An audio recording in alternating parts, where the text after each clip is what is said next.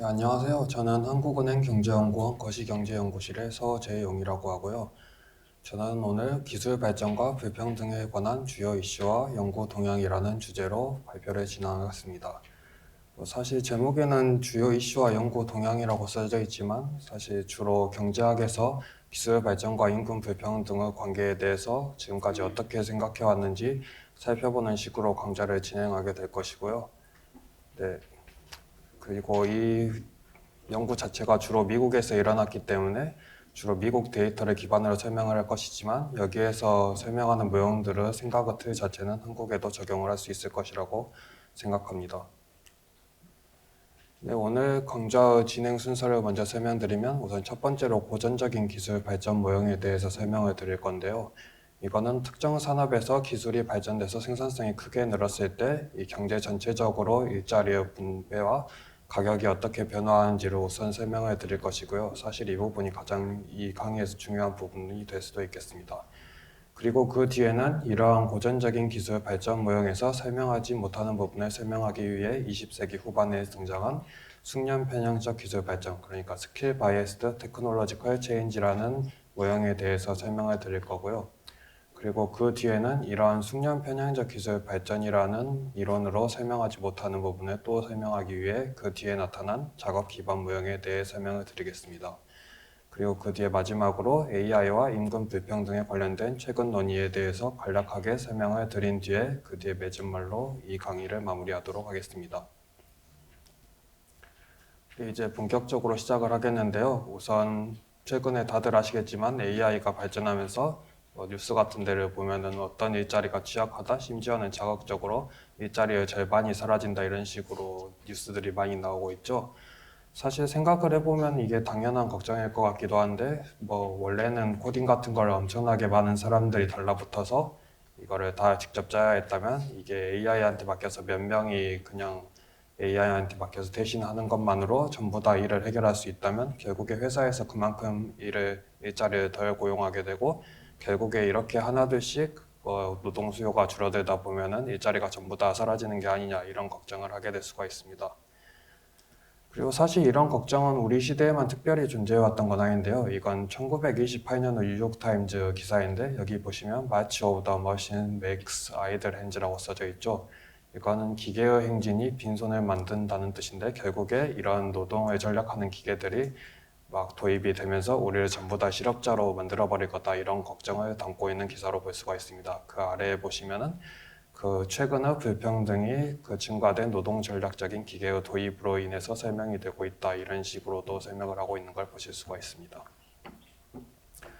그래서 실제로 이런 노동 전략적인 기술의 도입으로 인해서 전체적인 고용이 줄었냐 하면은 그렇지 않은데요. 이건 1940년대부터 2025년까지 미국의 전체 고용자 수가 얼마나 증가했는지를 보여주는 그래프입니다. 물론 이게 1930년대의 대공황 기간은 빠져있긴 하지만 어쨌든 그 후로 고용자 수가 계속 증가를 해왔던 것을 확인을 하실 수가 있죠. 그리고 실제로 이런 고용자 수 그래프가 아니라 고용률 그래프를 보더라도 시간에 따라서 감소하는 추세 같은 것은 확인을 할 수가 없다는 사실을 알 수가 있습니다.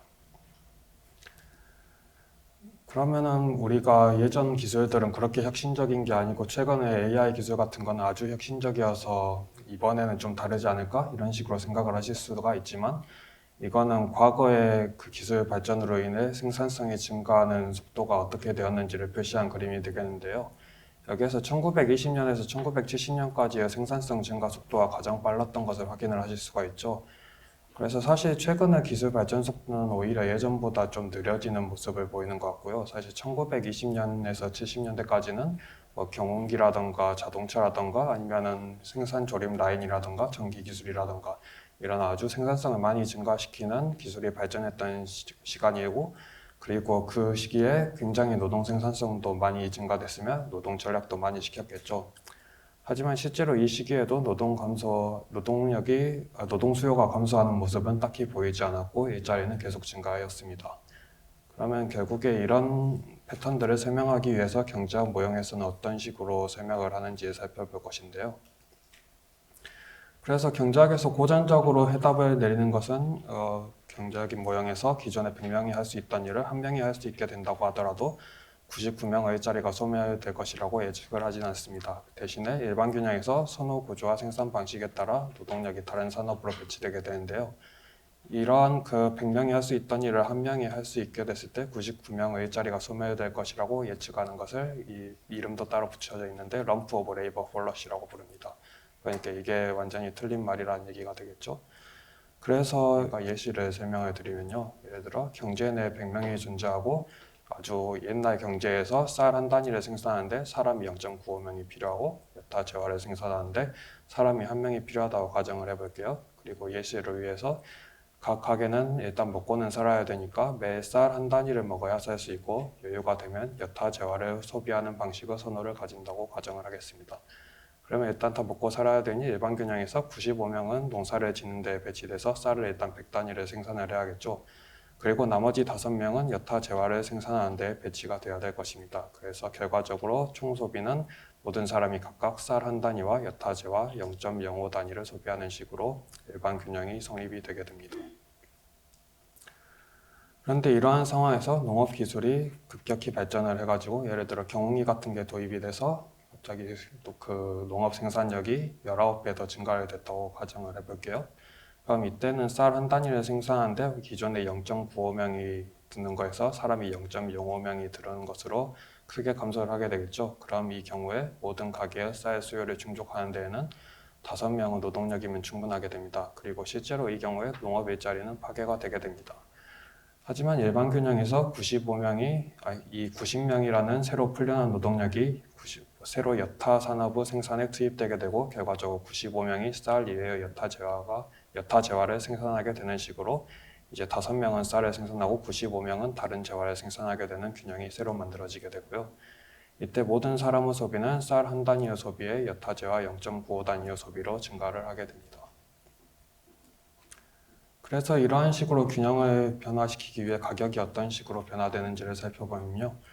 일반 균형에서는 내가 쌀을 생산할 때와 아니면 다른 재화를 생산할 때 모든 사람이 소득이 동등해야 되잖아요. 그래서 농업 기술 발전에는 내가 여타 재화 한 단위를 생산하거나 아니면 쌀을 0.95분의 1 단위를 생산을 할 수 있었는데 이게 각각 같은 소득을 주어야 하므로 이 재화들의 상대 가격 역시 여타 재화 한 단위가 쌀 0.95분의 1 단위의 가치를 가지게 되는데요. 이제 농업 기술이 발전해서 그 농업 생산량이 급속히 상승하게 되면 우리가 1명이 쌀을 20단위 생산할 수 있게 되기 때문에 여타 재화의 가치는 이제 19배 증가하게 되어서 쌀 20단위로 크게 증가하게 됩니다. 결과적으로 특정 산업에 대한 급격한 생산성 증가가 그 산업에 종사하지 않는 사람들의 생산성을 증가시키지 않더라도 그 생산성이 증가하지 않은 여타 재화 가치 또한 증가시키기 때문에 실질 소득은 모두 다 증가를 하게 되고 또한 이렇게 생산성이 증가한 재화의 소비는 그대로이기 때문에 고용 비중은 농업 부분에서 크게 감소할 수 있게 됩니다. 그래서 이게 실제로 역사적으로 산업 구조가 어떻게 변화해 왔는지를 미국에서 표시한 그래프가 되겠는데요. 이게 잘 보이실지는 모르겠지만 여기에 초록색으로 그려져 있는 것이 그 미국 경제에서 농업 고용자 수가 차지했던 비중이 되겠고요. 여기에서 파란색으로 표시된 것이 제조업에 종사했던 사람의 수가 되겠습니다. 그리고 여기에서 붉은색으로 표시된 것은 서비스업에 종사가 된 사람의 수가 되겠죠. 이제 이게 1840년부터 2015년의 그래프인데 1840년을 보시면 사실 농업에 종사하던 사람들의 비중이 가장 컸던 것을 보실 수가 있겠습니다. 사실 이때는 먹고 살기 위해서 전부 다 농사를 지었어야 되는 시기고 이때는 거의 다 농사에 종사를 했던 것을 확인을 하실 수가 있죠. 하지만 그 뒤에 화학 비료나 아니면 트랙터 같은 기술의 발전으로 농업에 종사해야 하는 사람의 수가 크게 줄어들면서 시간이 지날수록 농업에 비해 제조업이나 서비스업에 종사하는 사람의 수가 증가하시는 것을 확인을 하실 수가 있고요.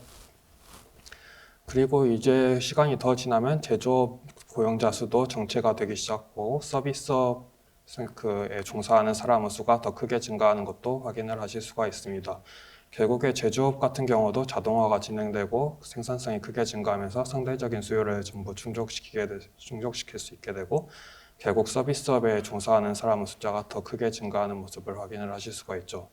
그러니까 이걸 종합적으로 그냥 생각을 해보면 조선시대에는 머리를 자른다고 해서 쌀을 배불리 먹기가 힘들었겠지만 지금 같은 경우는 머리를 자르는 일에 종사를 해도 이제 쌀을 충분히 다 먹은 다음에도 꽤 많은 소득이 남게 되겠죠. 이런 식으로 그 농업이나 제조업의 생산성이 증가를 했을 때 서비스업 같은 다른 산업에 종사하는 것만으로도 충분히 소득을 거둘 수 있게 산업 구조가 변화된다는 것을 의미합니다. 그래서 고전적인 해답의 의의를 우선 살펴보면 단순히 예전에 하던 일을 더 적은 노동력을 투입해서 할 수 있게 된다는 것만으로 장기적으로 전체 일자리가 줄어들지는 않는다는 것을 알려주고요. 물론 단기적으로는 산업 구조가 변하면서 적응하는 데 어려움을 겪을 수는 있지만요. 그리고 또 하나 함의를 가지는 것은 새로운 기술 발전이 항상 해당 기술에서 파생되는 분야에서만 일자리를 만들 필요는 없습니다. 이게 주로 우리가 AI의 발전으로 일자리가 대체된다고 할 때 그거를 방어하는 논리로 AI가 발전돼서 우리가 AI 관련된 직종이 새로 생겨나서 일자리를 채울 것이다 이런 얘기를 하잖아요. 하지만 꼭 그럴 필요는 없는 게 사실 우리가 그런 얘기를 들으면 우리가 전부 다 코딩 배워서 AI를 만들어야 되는 건가 이런 생각을 할 수가 있죠. 하지만 아까도 보셨듯이 농업 생산력이 발전해서 경운기 같은 게 도입이 됐을 때 모든 사람이 경운기를 만드는 산업에 종사를 해가지고 전체 그 일자리 수가 유지가 되는 것은 아닙니다. 사실 서비스업 같은 데로도 사람들이 많이 이동을 했죠. 그래서 생산성이 발전을 할 때 생산성이 증가하지 않는 산업에 종사를 하는 식으로도 일반 균형이 이동을 할 수 있기 때문에 꼭 AI가 발전하는 것에서 AI 발전된 방향으로 일자리를 구해야 하는 건 아니라는 사실을 알 수 있습니다. 지금까지는 아주 아름다운 얘기만 했었죠. 그래서 기술의 발전이 모든 사람의 소득을 증가시키고 일자리도 없어지지 않고 그냥 다 좋은 일만 일어납니다. 생산성도 많이 증가시키고요. 하지만 고전적인 해답은 분명한 한계가 존재하는데요. 아까 고전적인 모형을 설명을 할 때 노동력 한 단위를 넣었을 때 그 쌀을 한 단위를 생산하거나 아니면은 여타 재화를 0.95 한 단위 생산할 수 있다. 이런 식으로 설명을 했었죠. 여기에서 우리는 암묵적으로 그 노동력이라는 게 모두 똑같은 상품이라는 걸 가정을 하고 있습니다. 그러니까 내가 파는 것도 노동력이고 그냥 다른 사람이 파는 것도 미용사를 하든 아니면은 농사를 짓든 전부 다 하나의 노동력이라고 생각을 하는 거죠. 그래서 우리가 동질적인 노동력을 가정하므로 이 가격인 임금 또한 세상에 한 개만 존재해야 하는데요. 하지만 현실을 보면은 임금 불평등이라는 게 존재를 하죠. 물론 이러한 하나의 노동력만 존재하는 모양에서 임금 불평등 자체를 설명을 할 수 없는 것은 아닙니다. 우리가 일상적으로 얘기하듯이 저 사람은 능력이 많아서 돈을 많이 벌고 다른 사람은 능력이 좀 떨어져서 돈을 적게 번다 이런 거를 그냥 경제학적으로 지원을 해서 어떤 사람은 노동력이라는 재화를 많이 가지고 있고 어떤 사람은 노동력이라는 재화를 적게 가지고 있다 이런 식으로 가정을 했을 때 임금 불평등 자체가 존재하는 것을 설명은 할 수는 있는데요. 하지만 기술 발전에 의해서 임금 불평등이 변화하는 양상 자체를 설명을 할 수는 없습니다. 결국에 노동력이라는 가격이 세상에 한 개만 존재하기 때문에 어떤 기술 발전으로 노동 수요가 증가하게 된다면 세상은 모든 임금이 똑같이 증가를 해야 되겠죠. 그래서 상위 10%에 소속되는 노동자의 임금도 10%가 증가를 한다면 하위 10%에 소속되는 노동자의 임금도 똑같이 10%를 증가해야 합니다. 따라서 능력의 분포가 변화하지 않는다면 임금 불평등의 변화가 있으면 안 된다는 문제가 있습니다. 그런데 사실 미국에서 20세기 후반의 임금 불평등을 보면은 정보 기술의 발전과 함께 임금 불평등이 급속히 상승을 하는 것을 확인을 하실 수가 있는데요. 근데 20세기 후반의 이런 양상을 고전적인 모형하에서 설명을 하려면 20세기 후반에 사람들의 능력이 갑자기 불평등해졌다 이런 식으로 설명을 해야 되기 때문에 고전적인 모형으로는 설명하기 힘들다는 문제가 있게 되겠습니다. 그래서 실제로 이게 미국의 임금 불평등이 1960년에서 2019년까지 어떻게 변해왔는지를 설명하는 그림이 되겠는데요. 1960년에서 1980년까지 그리고 2000년에서 2025년까지는 그다지 임금 불평등이 변화하진 않았지만 1980년에서 2000년까지는 임금 불평등이 아주 급속하게 상승을 하는 것을 확인하실 수가 있습니다. 여기에서 이 그림은 상위 10% 노동자가 전체 노동소득에서 얼마나 많은 부분을 차지했는지를 보여주는 그림인데요. 이게 1980년에는 20% 정도에서 시작을 했다가 2000년이 되면 27.5% 정도로 급속히 증가를 하게 되죠. 이거는 상위 10% 임금 증가 속도가 나머지 하위 90% 임금 증가 속도보다 30% 이상 더 빠르게 증가를 했다는 것을 의미합니다. 그러니까 기존의 노동력의 동질적이라고 가정을 하고 임금도 똑같이 증가를 하는 상황에서는 설명하기 어려운 현상이라고 할 수 있겠습니다. 그래서 이걸 설명하기 위해 경제학에서는 우선 어떻게 생각을 했냐면요. 이게 20세기에 두드러진 기술 변화는 어쨌든 정보 기술의 발전이고 같은 시기에 또 임금 불평등이 상위 계층에서 임금이 훨씬 더 빠르게 증가하는 식으로 증가를 했으니까 이런 임금 불평등의 변화를 반영하도록 생산 함수를 구성하자 이렇게 해결을 하려고 하는데요. 사실 해결 방식은 굉장히 단순합니다. 아까 임금이 서로 다르게 움직일 수 없었던 이유가 하나의 노동력만 존재했기 때문에 임금이 서로 다르게 움직일 수 없었던 거잖아요. 그래서 일단 그냥 노동력이라는 것 자체를 하나의 동질적인 재화가 아니라 이렇게 좀 기분 나쁜 표현이지만 고숙련 노동 그리고 저숙련 노동이라는 두 가지 방식으로 나눈 다음에 이 각 사람들이 고숙련 노동과 저숙련 노동이라는 다른 재화를 공급한다고 가정을 하는 겁니다. 그리고 그 후에 정보 기술의 발전이 이렇게 고숙련 노동이라고 이름 붙인 노동자의 그 생산성에 더 많이 도움이 되는 식으로 그 고숙련 노동자의 한계 생산을 더 많이 증가시키고 결과적으로 임금도 더 증가시키도록 그 생산 함수를 구성을 하게 되는 거죠. 그래서 이게 그래서 이걸 숙련 편향적 기술 발전이라고 하고요. 그 영어로는 스킬 바이어스 테크놀로지컬 체인지라고 합니다. 그래서 여기에서 스킬 바이어스 테크놀로지컬 체인지를 가장 단순하게 표현을 하면 이런 식으로 생산 함수를 구성을 하게 되는데요. 여기에서 Y는 기업의 생산을 의미하고 H와 L이 아까 말씀드렸던 고숙련 노동 그리고 저숙련 노동을 각각 의미하게 됩니다. 원래 고전적인 모형에서는 노동력이 한 가지 종류만 존재하게 되지만 여기에서는 두 가지로 다시 쪼개져 있죠.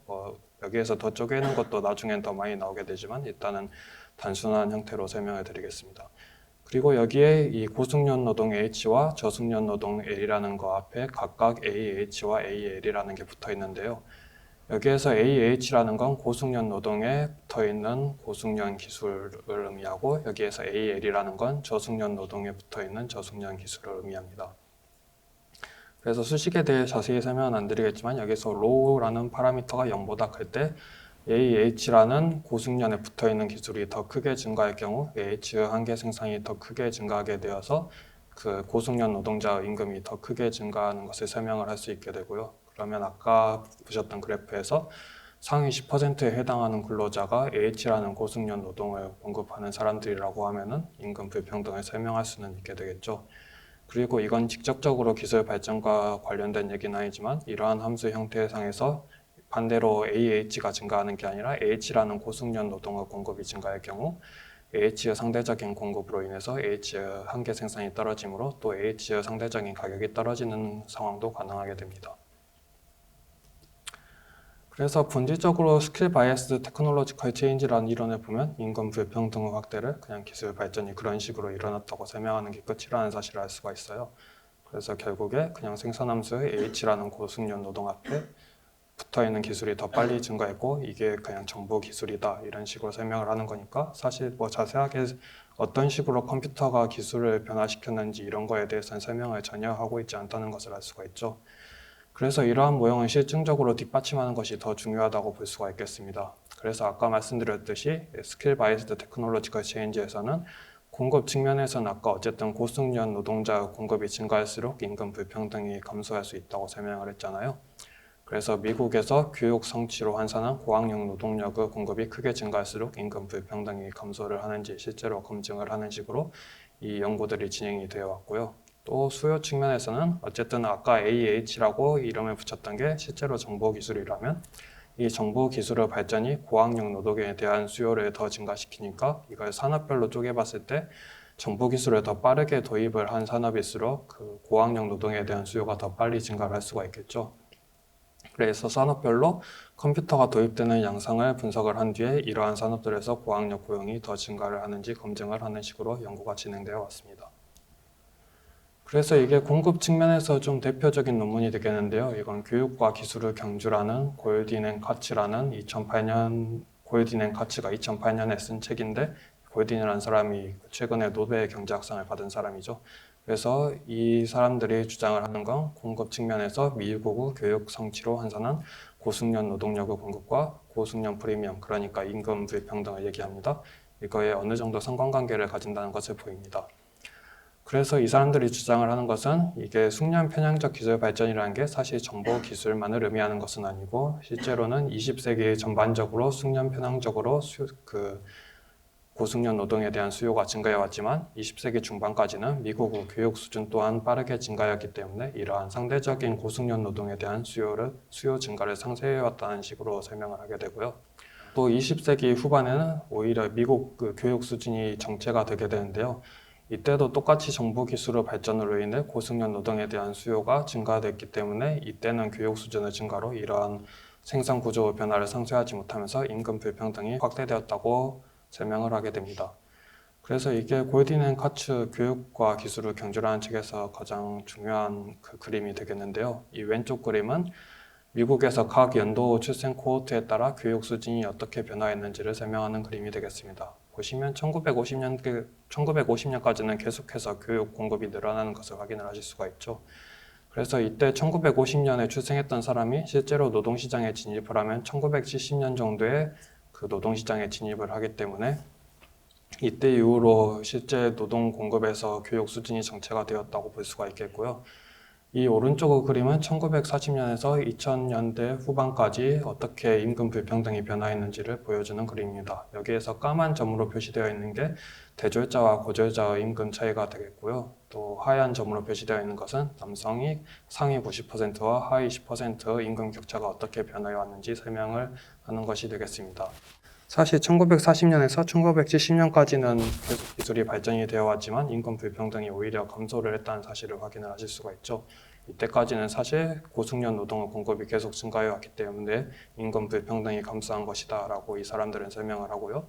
또 1970년 이후에는 결국에 고숙련 노동의 공급이 정체되었기 때문에 기술의 압력에 의해서 고숙련 노동에 대한 수요가 증가하는 것을 상쇄하지 못해 임금 불평등이 증가하였다고 설명을 합니다. 그리고 수요 측면에서도 이러한 스킬 바이어스 테크놀로지컬 체인지 이론에 대한 검증 시도가 있었는데요. 정말 컴퓨터 기술의 도입이 고숙련 노동에 대한 상대적 수요 증가의 근원이라면 아까 말씀드렸듯이 컴퓨터를 더 빠르게 도입한 산업일수록 고학력 노동에 대한 수요가 빠르게 증가하여 고숙련 고용이 더 빨리 증가해야 되겠죠. 그래서 이 사람들은 산업별로 컴퓨터 사용 정도 변화와 고학력 고용 비중의 상대적인 변화를 추출합니다. 그래서 실제로 이 사람들은 이 컴퓨터 사용 정도 변화와 고학력 고용 비중 사이에 어떤 관계가 있는지를 살펴보는데요. 이게 그 사람들 논문에 있는 그림인데 이 가로축은 각 산업별로 84년에서 93년까지 컴퓨터 사용이 얼마나 증가하였는지를 보여주는 그림이 되겠고요. 이 세로축에 있는 거는 각 산업에서 대졸자 고용의 비중이 얼마나 증가했는지를 보여주는 그림이 되겠습니다. 그러니까 실제로 컴퓨터 사용이 더 많이 빠르게 증가한 산업일수록 이 대졸자 고용이 더 빨리 증가했다는 것을 데이터상으로 보였다고 할 수 있겠습니다. 그래서 이 스킬 바이어스 테크놀로지컬 체인지가 미시적인 기초는 별로 없고 그냥 정보 기술이 AH라는 고숙련 노동에 붙어있는 기술을 증가시켜서 임금을 고숙련 노동에 더 많이 증가시켰다라고 설명을 하긴 하지만 실증적으로는 어느 정도 교육 수준과 컴퓨터 기술 그리고 임금 불평등의 연관성이 확인이 되기는 합니다. 그리고 직관적으로도 컴퓨터 기술이 실제로 정보를 다루는 기술이니까 좀 머리 쓰는 사람의 임금을 더 빨리 증가시켰을 거라는 추측은 할 수 있을 것 같아요. 하지만 여전히 실제로 그냥 생산함수를 단순히 구성했고 거기에 AH라는 기술을 붙여가지고 고숙련 노동의 상대적인 수요 증가를 표현하기 때문에 컴퓨터가 결국 뭘 어떻게 해서 고숙련 노동을 보조하는지에 대한 설명은 전혀 하고 있지 않은 문제가 여전히 남아있다고 볼 수 있고요. 또 이게 더 중요한 사실일 수도 있는데 SBTC 프레임워크하에서 기술 발전은 언제나 모든 계층의 임금을 증가시켜야 합니다. 그러니까 아까 AH라는 기술이 증가를 할 때 결국 저숙련 노동의 임금 자체도 증가를 해야 되거든요. 그런데 실제로 데이터를 보면 그게 고숙련 노동의 임금이 증가할 때 저숙련 노동자의 임금은 항상 증가를 하지는 않았는데요. 실제로 데이터를 보면 미국의 중위임금은 상당 기간 정체되어 있는 것을 보실 수가 있습니다. 그래서 이게 미국의 실제 중위임금의 변화인데요. 이게 1970년대 후반에서 2014년까지의 중위임금의 변화인데 아까 1980년에서 2000년까지 미국의 임금 불평등이 급속히 확산되어 왔잖아요. 그러니까 사실 이 시기에 아까 SBTC의 해석대로라면 AH라는 기술이 굉장히 많이 증가를 했고 이 때문에 임금 불평등이 증가를 했다고 주장을 합니다. 그럼 이 시기에 그 고숙련 노동자가 아닌 저숙련 노동자 임금도 상당히 증가를 했다고 예측을 하는 게 맞는데 사실 중위임금은 거의 정체되어 있었죠. 그래서 사실 스킬 바이어스드 테크놀로지컬 체인지를 통해서 이러한 패턴을 설명하기에는 어려운 문제가 있고요. 그리고 직관적으로도 생각을 해봐도 아까 고전적인 예시로 돌아가서 예를 들어 경운기가 발명이 돼서 농업 생산성이 갑자기 19배로 늘었다고 할 때 우리가 뭐 예를 들어 실제로 쟁기로 밭을 가는 사람이 쟁기로 밭을 가는데 엄청난 재능을 가지고 있고 다른 일을 하는 데는 평범한 재능을 가진 사람이 있다면 실제로 이 사람의 임금은 감소하는 것이 자연스러워 보이죠. 시장에서 사실 그 쟁기로 밭을 가는 재능은 더 이상 평가를 받지 못하게 될 테니까요. 그래서 사실 아까 말씀드렸듯이 SBTC는 모든 사람의 임금을 증가시키는데 특정한 사람의 임금만 더 증가시키는데 머무므로 사실 여전히 기술 발전의 아름다운 버전이라고 생각을 할 수가 있겠습니다. 결국에 모든 사람한테 도움이 되는데 특정 사람한테 더 도움이 된다는 설명만 하고 있으니까요. 그래서 그 뒤에 이러한 요소들을 설명하기 위해 발생한 게 작업 기반 모형이라는 모형이 되겠는데요.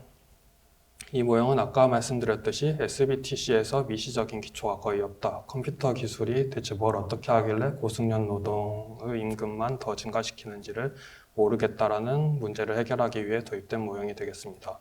그래서 21세기에 들어가지고 그냥 단순히 생산함수를 H나 L 이런 식으로 나눠서 구성을 하는 게 아니라 직접적인 직업 현장에서 마이크로 데이터를 통해 각 직업의 업무 특징을 분류하고 특성을 추출하는 시도가 시작이 되었는데요. 그래서 일단 생산 구조를 자세하게 들여다본 다음에 생산 구조를 생산 요소 단위로 나누는 게 아니라 작업 단위로 기반하여 분해를 하게 됩니다. 여기서 이렇게 분해하는 게 장점이 뭐냐면 아까 생산 요소 단위로 분해를 했을 때는 기술이 발전을 했을 때 생산 요소 전체에 대한 수요가 증가하기 때문에 모든 사람의 임금이 상승했어야 됐잖아요. 하지만 작업 단위로 분해를 했을 때는 이 작업이라는 거를 꼭 노동력이 들어가서 생산을 할 필요는 없게 됩니다. 각 작업에 직접적으로 노동인 대신에 자본이 들어가서 수행을 하는 것이 가능하게 돼요. 그리고 이게 직관적으로 우리가 자연스럽게 생각하는 자동화 과정에 가까운 게 되겠고요. 그래서 이런 식으로 컴퓨터 기술과 그 생산 구조를 구성을 한 다음에 컴퓨터 기술의 발전으로 특정 종류 작업이 자동화를 통해 대체되었을 때 불평등의 변화가 어떻게 되고 직업 구성의 변화가 어떻게 되는지를 다시 검증을 하게 되었습니다. 그래서 작업이라는 걸 어떻게 구분하느냐 하면은 그 오터라는 사람과 그 다른 사람들이 이런 식으로 작업을 구분을 했는데요. 여기에 아날리틱 앤 인터랙티브 태스크라고 되어 있는 게 있고 여기에 매뉴얼 태스크라고 되어 있는 게 있죠. 여기에서 아날리틱 앤 인터랙티브 태스크라고 되어 있는 건 우리가 흔히 생각하는 화이트 컬러 직업들이 되겠고요. 그러니까 머리를 쓰거나 사람들과 대화하거나 이런 식으로 처리된 업무들을 말합니다. 그리고 그 아래 매뉴얼 태스크라고 하는 거는 우리가 흔히 생각하는 블루 컬러와 관련된 몸 쓰는 직종들이 되겠습니다. 이렇게만 직종을 나누는 건 아니고요.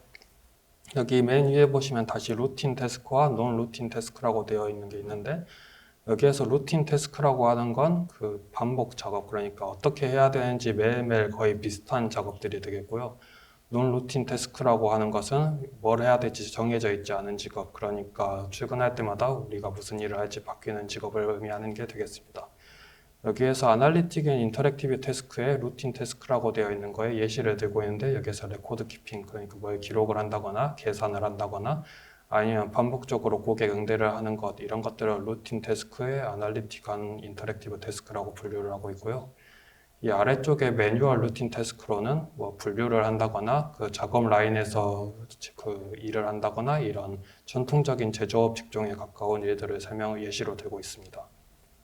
그리고 오른쪽에 보시면 논 루틴 태스크들이 있는데 여기에서 아날리틱 인터랙티브의 논 루틴 태스크는 뭐 가설 검증을 한다거나 의료 진단을 한다거나 아니면 법률과 관련된 일을 한다거나 이런 식으로 보통 우리가 고소득 직종이라고 생각을 하는 것을 배치를 해놨고요. 그리고 아래쪽에 논루틴 매뉴얼 태스크를 보시면 이쪽은 오히려 저임금 일자리에 가까운데 뭐 경비를 본다거나 아니면 트럭 운전을 한다거나 이런 식의 직종을 분류를 해놨습니다.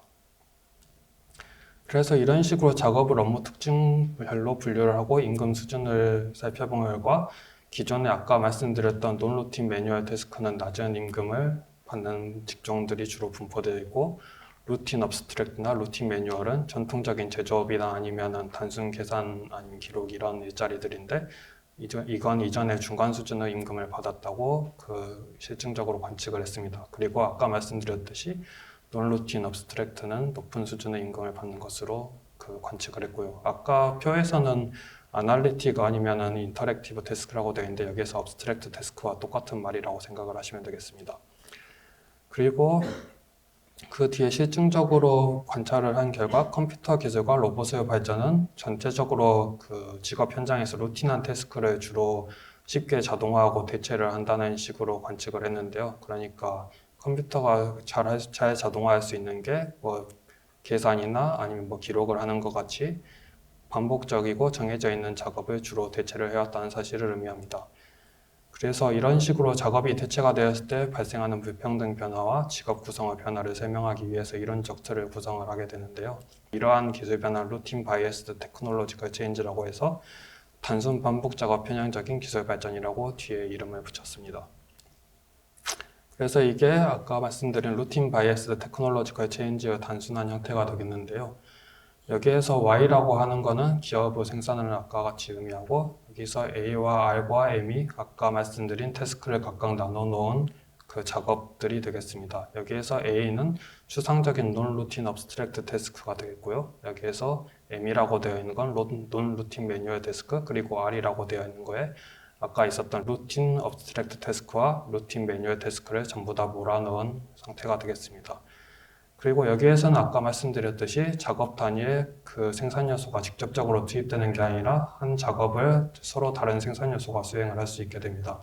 그러니까 서로 다른 능력을 가진 사람들이 각각의 태스크에 배치가 될 수도 있고요. 기술이 발전을 하면은 어떤 작업에 대해서는 자본이 직접적으로 대체를 하는 것도 가능하게 됩니다. 그래서 이러한 상황에서 각 개인은 능력에 따라 서로 다른 태스크의 비교 우위를 가지고 자기가 제일 잘 맞는 일을 수행을 하게 되는데요. 이러한 상황에서 루틴 태스크와 같은 반복적인 작업이 컴퓨터 기술의 발전으로 자동화가 될 경우 여기에 직접적으로 자본이 들어가면서 대체를 하게 되고 이때 R이라는 작업의 한계 생산이 줄어들게 되겠죠. 그럼 기존에 여기에 특화를 하고 있던 사람들의 임금이 직접적으로 떨어지거나 정체되는 것이 가능하게 되겠습니다. 그러니까 아까 보았던 루틴 태스크가 중위 임금에 주로 분포하고 있다는 것이 사실이라면 이거는 중위 임금을 정체시키거나 오히려 감소시키는 것도 가능하게 되는 기술 발전을 구현하게 된다고 볼 수 있겠습니다. 그래서 아까 말씀드렸듯이 컴퓨터 기술 발전으로 반복적인 태스크 아래 컴퓨터가 들어가면서 대체가 될 때 이 R이라는 한계 생산이 감소해서 기존에 여기에 특화되어 있던 사람의 임금이 감소를 하게 되고요. 그래서 기존에 R의 비교 우위를 가지고 있던 사람들도 그냥 자기한테 잘 안 맞게 되지만 논루틴 업스트랙트 태스크로 이동을 하거나 논루틴 매뉴얼 태스크로 이동을 할 수 있게 됩니다.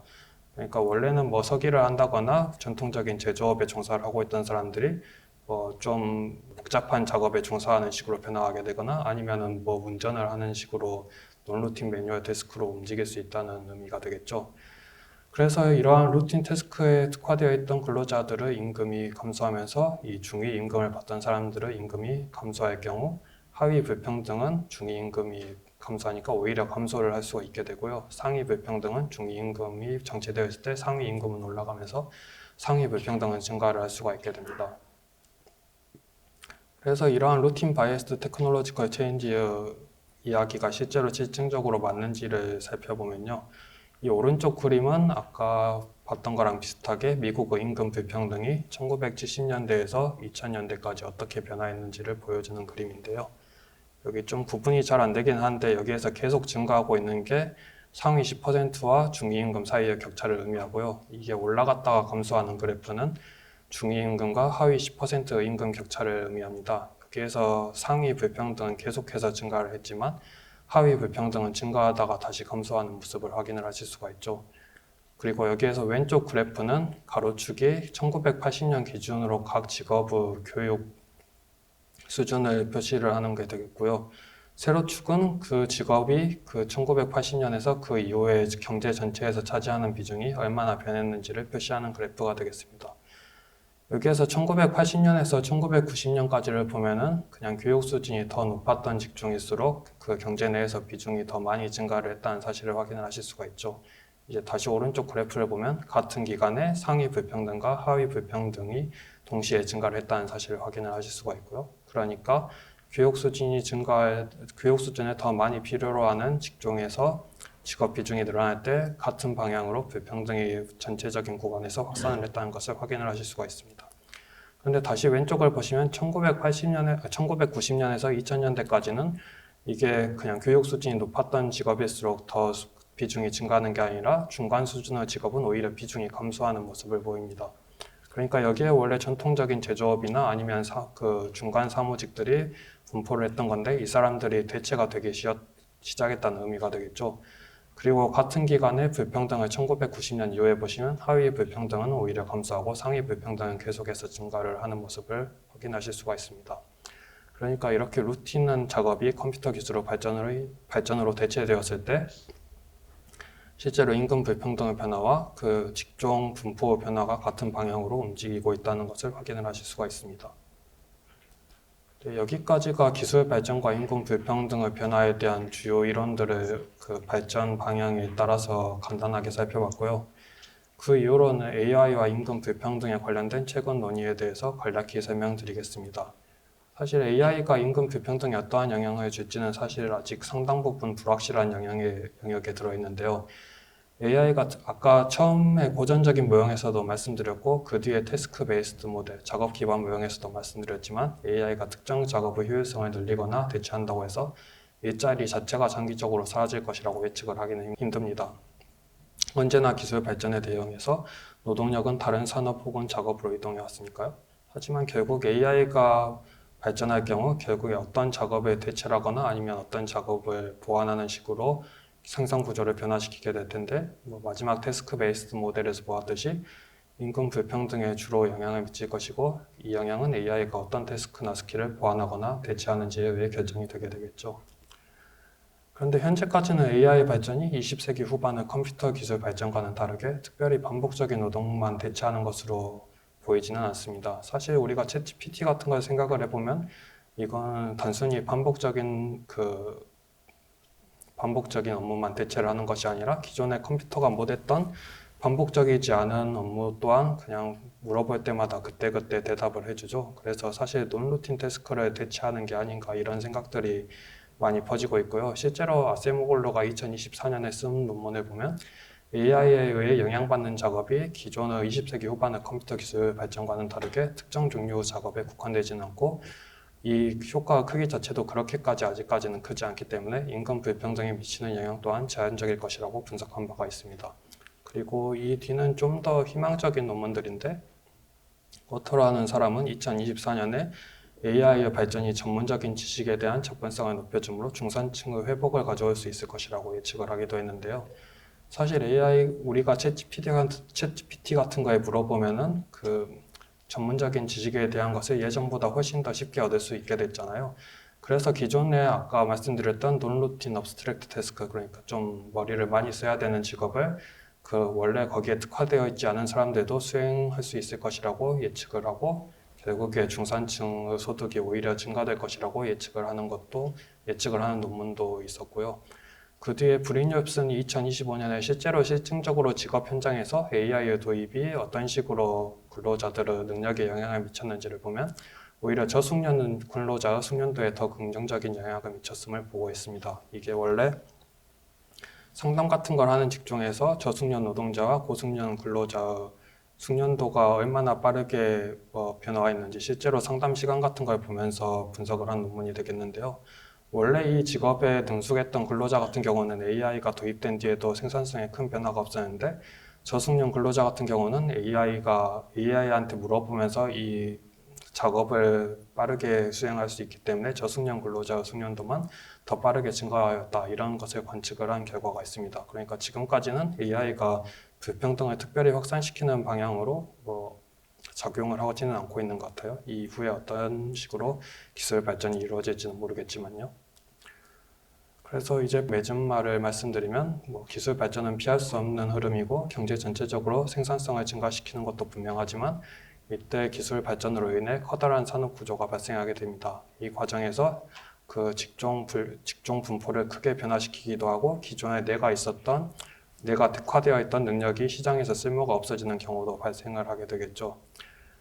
하지만 어쨌든 기술 발전은 피할 수 없는 흐름이니까 이에 대응해서 변화된 산업 구조에 맞도록 인적 자본 투자를 재배치하는 것이 중요하게 되겠고요. 그러니까 AI가 최대한 대체하지 않을 만한 능력을 찾아가지고 그쪽으로 인적 자본 투자를 하는 게 중요하게 되겠습니다.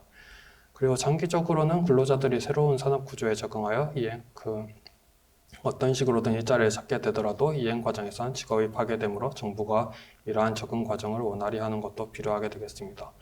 여기까지가 이번 금요 강좌 내용이었고요. 들어주셔서 감사합니다.